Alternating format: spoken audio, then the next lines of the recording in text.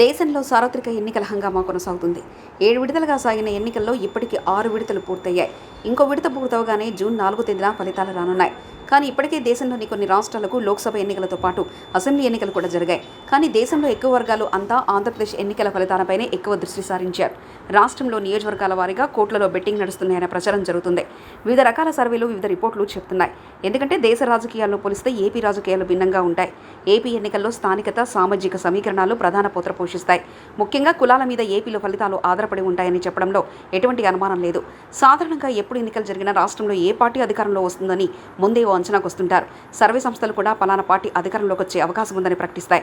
ఇప్పటివరకు వెలువడిన సర్వేలు కొన్ని వైసీపీకి అనుకూలంగా చెప్పగా మరికొన్ని కూటమి అధికారంలో వచ్చే అవకాశం ఉందని తెలిపాయి.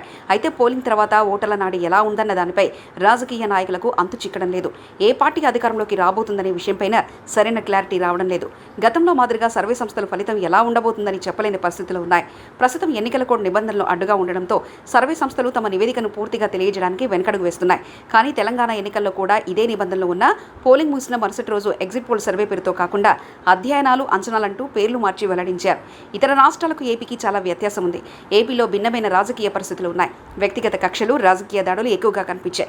దీంతో సర్వే సంస్థలు కూడా కాస్త ఆలోచన పడ్డాయి. దీనికి తగ్గట్టుగానే జనాల నాడి ఏ విధంగా ఉందనేది స్పష్టంగా చెప్పలేని పరిస్థితిలో సర్వే సంస్థలు ఉన్నట్లుగా కనిపిస్తుంది. మరోవైపు రాజకీయ పార్టీలు మాత్రం తామే అధికారంలోకి వస్తాయని ధీమా వ్యక్తం చేస్తున్నాయి.